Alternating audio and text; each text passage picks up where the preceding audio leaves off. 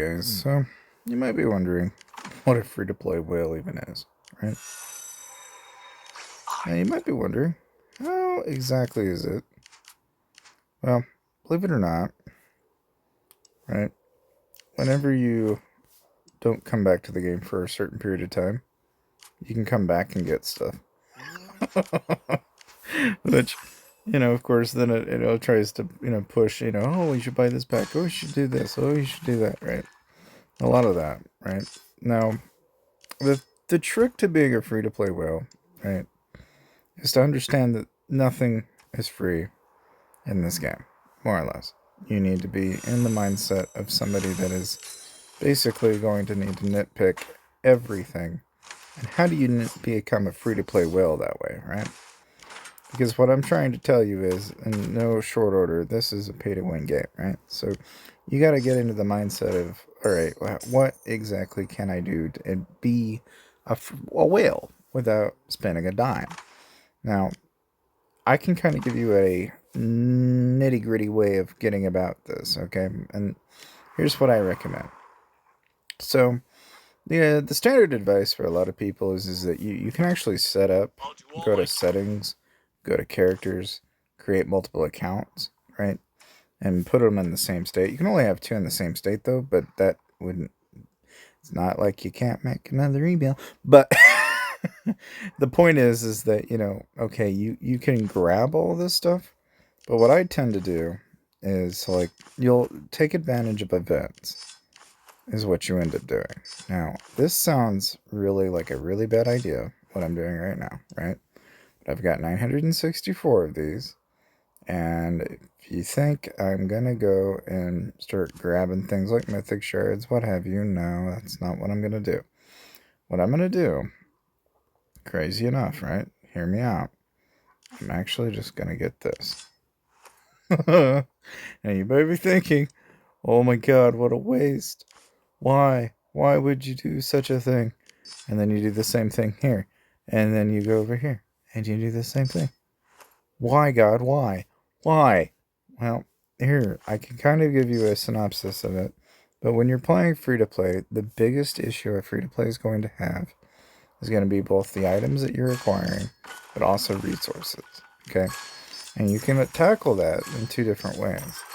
You can acquire a lot of your freebies. That is to say, you can log in, get in, do your VIP bonus, and dump all your gems into VIP. Or you could just save your gems. If you want my 2 cents, do the latter. Now use Hall of Heroes to get your mythic shards.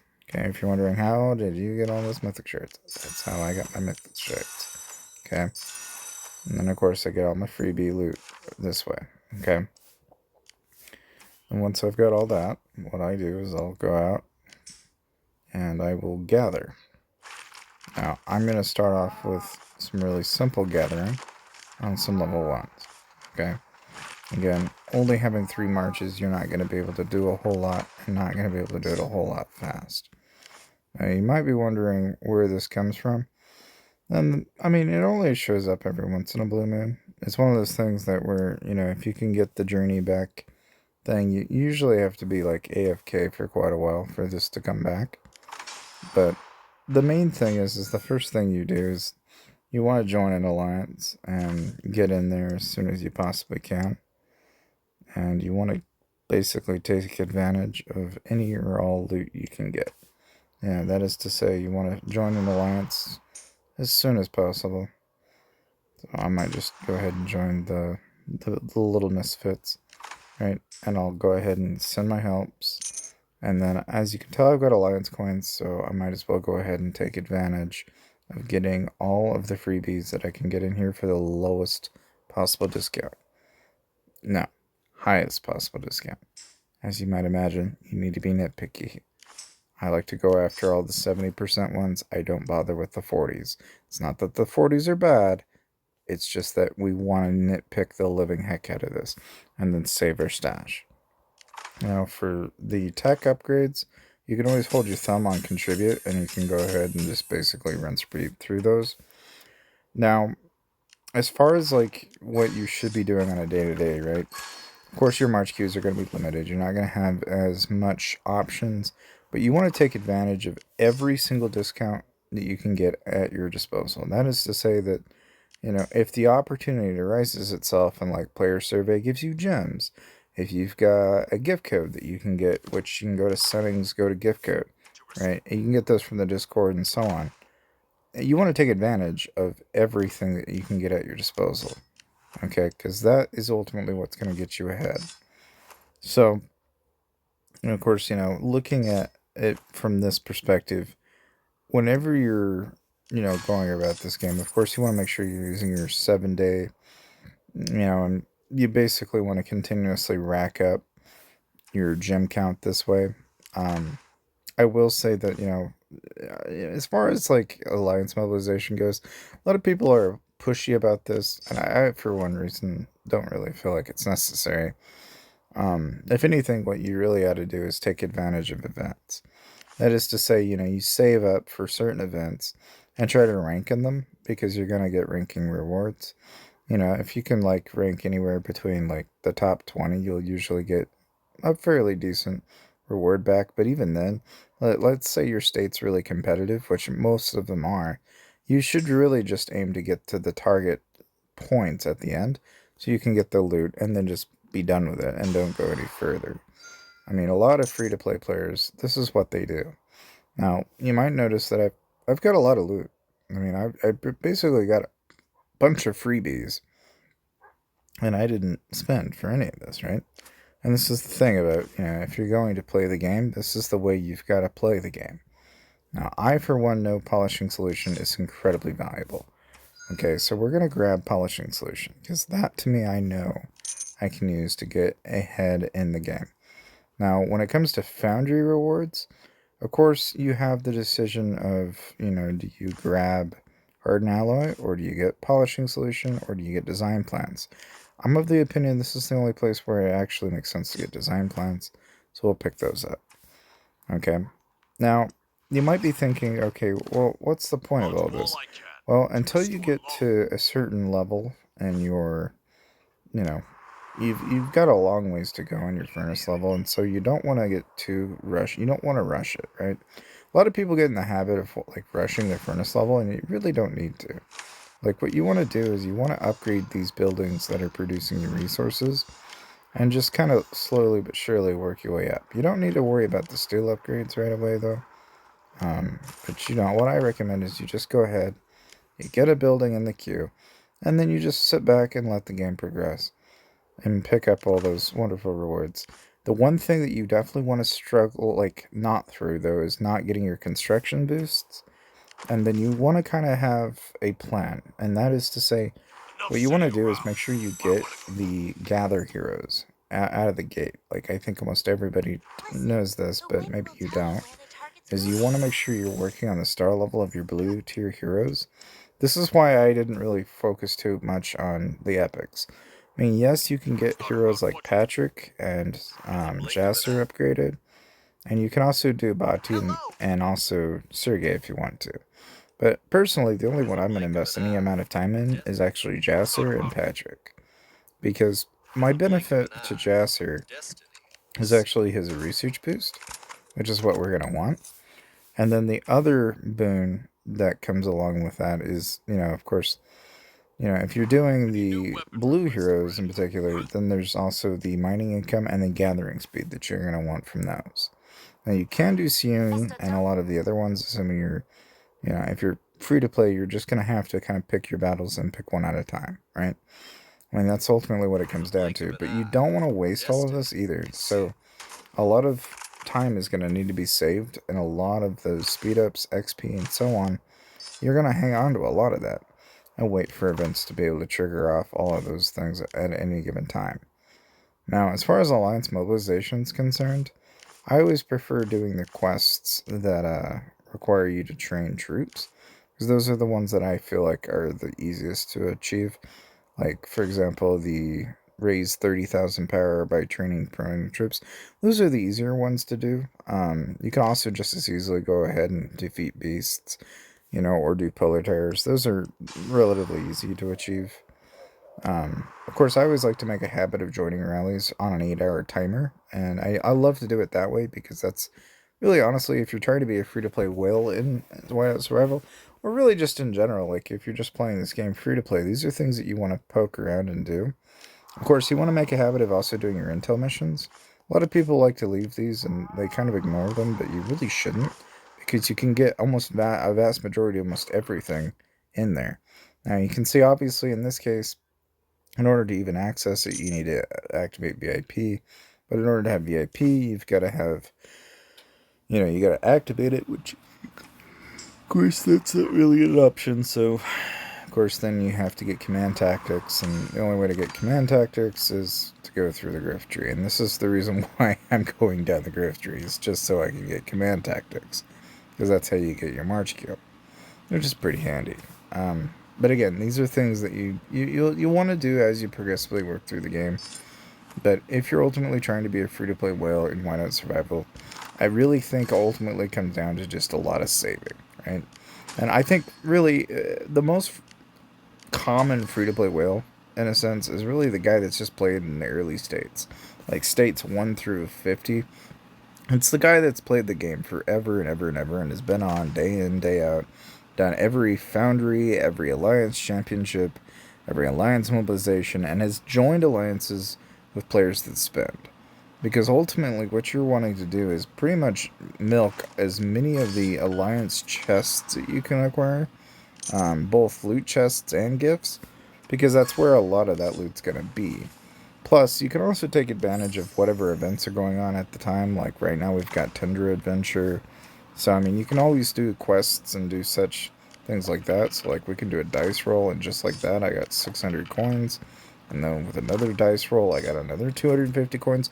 Yeah, that was relatively lucky, right? But, the thing is like, now I can turn around and go to the Adventure Caravan, and I can save these coins and wait until the next rotation if I wanted to get, say, like the Rainbow Unicorn, or if I wanted the Children Wonderland. And you can do this completely free to play if you'd like. Now, if you ask me, the strategic thing to do is to think in the long term, right? And I always like to think in terms of, like, where am I going to be going and what am I going to be using? As you might imagine, I am going to pick up the chief material chests, but at this point in time, at 65 a pop, does that make sense compared to getting 34 design plans? Now, my stress for this is, right, is that you could also just as easily do charms. And charms are just as expensive. It's just like doing essence stones. You need essence stones in order to work in your hero gear, but you also just as easily need these pieces to be able to work on your actual hero gear for your chief. So it's kind of it's kind of a gamble, right? In a way, you just don't really have any one item that you can pick from. So when you look at this at a glance, you might struggle to know what exactly to get, And so from where I'm standing, I know that I don't even have fire crystal yet, and it's going to be a long time before I can even get fire crystals. However, because fire crystals are so far back there, it may not hurt to go ahead and start. Because again, when you start off playing this game, you're not going to have easy access to things like fire crystals. And yet there are so many bonuses that come along with the research and the upgrades on the buildings themselves, both in your troop load. There's a lot of things that come along with it that you're going to want for the upgrades themselves as you go past Fire Crystal 1, 2, and 3. That, in a way, if you're not thinking of this, you really ought to think about it in the long term. Like, Fire Crystal is a very difficult thing to acquire over time, and there is going to be a lot of progression that requires you to actually go leagues ahead of that. Now, given everything I've told you, as far as picking out, your heroes, which ones to focus on, because again, I personally would focus most of my efforts on probably Jasser and Patrick and Sergey. But as far as like the gold SSR heroes go, I mean, for free to play, you can obviously get Jesse with these, so I think you should probably get Jesse as well. I mean, like I said, I really think it's mostly tied up with Jesse, Jasser, Patrick, and Sergey in terms of what I would focus on as far as a free to play player goes. Now, again, I got access to heroes like Flint, for example, in part because of coming back to Return to Tundra. And again, this is just taking advantage of the game's, return features, because they do want to incentivize their players to come back to the game, and so that's the point of the Return to Tundra. But again, you never know how long you gotta wait. A lot of people find it a bit of a mystery, but in my case, I haven't been on this account for a little over a week, so it may take a couple of days before that actually fires off. After a certain amount of time, it'll delay and it'll pull it up. Anyway, so once you do that, you basically just keep doing your intel missions and you use your stamina to join rallies and such. And you just want to take advantage of all the free loot you can get in order to become a free-to-play whale in Whiteout Survival. Of course, the biggest thing I recommend you do is you don't want to waste your resources. So at any opportunity that you have to gather resources, always gather every time you go on and play the game. I mean, obviously, if you're going to go to sleep, send some troops to gather.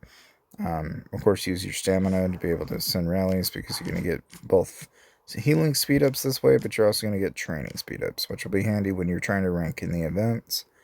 Of course, one thing that I've found that a lot of people like to do, and I don't know if it's really the right answer so much as it's what they like to do is they'll actually join rallies and such. And I mean, yeah, there's nothing wrong with joining rallies and such. It's just that as a free to play whale, you don't want to you don't want to do anything that will cognitively bring your entire account to a smithereen. You're not gonna be like a pay to win player, so you don't have the luxury of just wasting things willy nilly. That is to say, you don't want to actively engage in fights that you don't need to fight in. You actively want to be doing anything or everything you can to basically smooch off of everybody, and that is effectively how you get ahead in this game. Now, one thing you'll notice is that yes, I did have some troops in the enlistment office.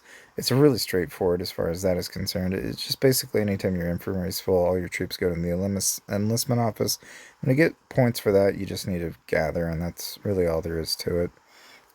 One thing I think a lot of people like to ignore as far as even free to play is you really want to make sure you swap over to fancy meals over inside the actual kickhouse as quick as you possibly can. And then you want to go into your furnace and make sure it's on max power. Because again, there's no reason not to. And then as far as the explorer's cabin is concerned, you just want to make a habit of trying to rank down here as much as you can. That can be a struggle at times because obviously as you're ranking through, you're only going to have so many heroes and the tier of said heroes at different points. But again, in order to be a free-to-play whale in Whiteout Survival, you're ultimately the biggest struggle you're going to find yourself in most of the time anyway is your boon is always going to be holiday based. Like you're going to usually find yourself thriving during events. That is ultimately what will get you ahead in Whiteout Survival as a free to play player. And again, I've been playing this account for like probably only like a week or two, and even though I've been on it like casually, I haven't been on it every second of the day. And that's part of the reason why I'm able to do what I'm able to do without a whole lot of trouble, and so I'll continuously save my gens and save my speed ups. And, the one thing I can always do is I can always go back and look at the total resources I have and the total amount of speed ups I have. And then I can actually do the calculations from there to determine whether I'll actually have enough to like fully upgrade certain buildings or build certain troop counts, for example. Like if you go to the Whiteout Survival Discord, there's actually a troop calculator out there that you can look up, and that can give you a really good idea of how many troops you're going to be able to produce. Um, Again, there's like even little things like as soon as you get access to pets, for example, there's mind-bogglingly simple ways to effectively make your gathering a lot more efficient, especially with the ox, where you can basically gather a full 14 mil node in one shot each day, which again, it adds up, like, and it adds into events and so on. So, I mean, it's, in a way, you can be relatively self-sustaining in this game without actually spending. It's just, things are a lot slower. Of course, like with the Chief House in particular, you want to proc Productivity Day, Urgent Mobilization, and Rush Job because that's the rotation, and then you'll have to wait like I think it's like half an hour, and then you'll pop festivities, and you just want to keep your survivors pretty much happy. You can do this just by going to the suggestion box and just making sure that you keep their public opinion as well as your individual needs as high as possible so that they don't get pissed off and die or vice versa. Like, I'm sorry I don't have time to do this is not going to make them happy, okay? Like, you don't want to tell them that. You always want to be on their side. You don't want to not be on their side because if you do that, well, they're not going to be happy. Of course, I always find it comical, and I don't know if you've ever done this, but I always thought that was kind of funny. If you go into the, so like for example, if you go to the suggestion box and then scroll down, you'll every once in a while you'll actually get some random freaking people in here that are unnamed that they'll always have something really funny to say. The nursing station bench is really uncomfortable. Like there's just like some random comments in here, man. It's just freaking hilarious. But I mean, I've had enough of this. Like, just you, and it doesn't matter how well off you're like, even how close. I mean, you can see I have a bar of 100%, but you always have these random hate messages from the unnamed. I just love it. It's and don't even try to make sense of it. But again, it's just one of those things that you want to nitpick it from time to time. As far as your hero keys go, if you're wondering should you stack epic recruitment keys, yes, you should, because there is a Vision of Dawn event you can use to do that in. Um, as far as like your average events go, like of course, Bear Trap being one of them, you obviously want to join in every Bear Trap you can because that's how you're going to get your Essence Stones. I mean, more or less, like to be a free to play whale in Whiteout Survival, you have to be joining in every event imaginable. The only exceptions to that rule is probably Castle Battle, Fortress Battle. Like, I wouldn't focus too heavily on these because the only guilds that are ever going to be fighting these are the fighting guilds. And generally, if you're a free to play whale, you're trying to get progressively bigger and better without spending. Anything that takes away from that is ultimately going to be a counter to you, and that's not going to do you any good, so don't bother doing it. I know that advice sounds counterintuitive and may not be fun to you, but that is ultimately what you've got to do, is you have to focus on the PvE aspect of the game and not the PvP aspect of the game as much. And that is ultimately what is going to get you ahead to be a free-to-play whale in the game. Now, as far as your research goes and everything else, I mean, really about all I can tell you is that you can always measure how well you're doing by going to the power tab to kind of get an idea of how well you're doing. But one of the things that you want to pay very close attention to is your training speed. You want to increase that training speed as much as you possibly can. And then you also want to upgrade your construction and research speed. Because these are the two things that ultimately are going to help you in terms of progressing as a free-to-play player in general. But to be a free-to-play whale in this game, that is ultimately what's going to get you ahead over time. And it will add up. It's just one of those things that you gotta learn to save in this game. That's really ultimately what you have to do in order to get ahead. You got to be patient, and you want to avoid conflict as much as possible. You don't want to be the guy that's getting hit and gathered upon all the time, so you want to join alliances to eliminate the chance of people doing that to you. And given everything I've told you so far, I think you will more than likely have a pretty good experience playing the game. But just like any pay-to-play game, the option to skip through all of that and spend will always be there. There's always going to be an opportunity to get ahead faster and jump ahead faster. You're never going to militarily be better in this game unless you spend. That much is a given. But to be a free-to-play whale, in the sense that you can pretty much join events and be mollywopping the hell out of PvE, that's a given. That much is attainable. And that's really, honest to God, the easiest answer I can give you for being a free-to-play whale in Whiteout Survival. I can tell you that one thing mechanics-wise that you should probably know is that obviously infantry are going to be the front line, lancers are going to be in the middle, and your marksmen are going to be in the back. The only fundamental thing that you should know as far as those mechanics go is that the marksmen in the back are going to kill the lancers, the infantry are going to kill the lancers, and the lancers are going to kill the marksmen, and the marksmen are going to kill the infantry. I may have said that wrong the very first time, but anyway, the point being is infantry beat lancer, lancer beat marksman, marksman beat infantry. But the main thing that you should know is that when you're getting attacked or when you're attacking someone else, that the infantry and the marksmen are going to drop because the lancers can actually dive, and even though they're there in the middle, they can attack the marksman. And so basically, typically when you're attacking somebody, marksmen need to be higher and your infantry need to be higher. And typically what I recommend is whenever you go around and you actually do like your rallies and such, which again, assuming that you're doing like these on like say like the monsters in particular, you can equalize to do more marches if you'd like, but ultimately what you should really probably aim to achieve here is actually think in terms of the balance option. And again, you don't get a lot of these features until you research through the tree, but typically what I recommend you do is actually think in terms of the total percentage. And a lot of this you have to kind of do mathematically on the fly.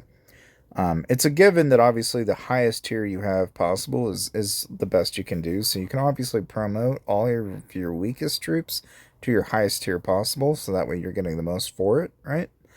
But what I recommend you do is do something akin to a 40 20 40 whenever you're going around and attacking things. If you're defending, then you want to bring up your lancer counts and then just bring a lower amount of marksmen into that conflict. Again, the trouble is you're never going to be able to easily look at this and go, oh yeah, I've got just the right amount. Because in a way you almost need to know what the percentage is. And, I would say that if you're struggling, just take the total amount you have and then find out what 20% of that is or what 40% of that is. And then you can just match out your counts manually from there and save the formation at the top by hitting the save button and hitting the formation and hitting confirm. And then you have your heroes picked out and everything's all set up and good to go. I mean, that's just something you can do on the fly as a free to play without a whole lot of trouble. Something else that I think is also worthy of mentioning is that generations of heroes are going to unlock over time. So the game is timeline based. So a lot of your time and energy is going to be spent based on really just upgrading these specific heroes. Mainly, like, for example, like a lot of people pick up Zen Man, for example, because of the construction bonuses he has. And you can get that free to play. It's just that you got to be kind of wise knowing that in order to get Zen Man, for example, you're going to need to either acquire him through daily deals or Hall of Heroes, which, as you might imagine, this is only going to be relevant if you're in the newer states. If you're in an older state like the one I'm in, you're not going to have easy access to that. So you're going to just have to work with what you have. And that's really all there is to it. Beyond that, I would say if anything, if you want to know something else that's kind of crucial to the game's mechanics, I will point out that you can do shields up to 5 times on an 8 hour. So if you need to shield in a hurry, you can. Of course, counter recon's an option too, but all of these require gems. The main thing as far as mechanics go is that, like, for example, if you pop at 20%, you're actually going to double up your stats. So whenever you're wanting to do more damage on, say, like the bear trap, for example, or you're going around and doing beasts, the one thing I recommend you do is you actually want to improve the amount of lethality and the amount of attack you're doing in order to increase that damage, right? And going back to how, lancers and infantry and marksmen all have different ratios, a lot of people get confused and don't really fully understand how the game's mechanics work, but more or less, think of it like this. Like, for example, you have infantry, marksmen, and lancers, but there's also an infantry attack, a infantry health, an infantry lethality stat, and then an infantry defense stat. Think of it like this. Basically, your infantry attack is a stat that's going to be used to fight against the opposing enemy's infantry line. It's also going to be used when you're countering a lancer line, and so on and so on. And so, oftentimes, the counter to that is the defense stat of the opposing team. So the infantry defense stat's going to get eaten into that. The lancer defense stat's going to get eaten into that. But there's a 10% bonus for every time you run into a unit type that you counter. So that is to say that if you run against somebody that has a lancer front line and has no infantry, you're doing 10% more damage because infantry beat lancers. And this stacks up over time.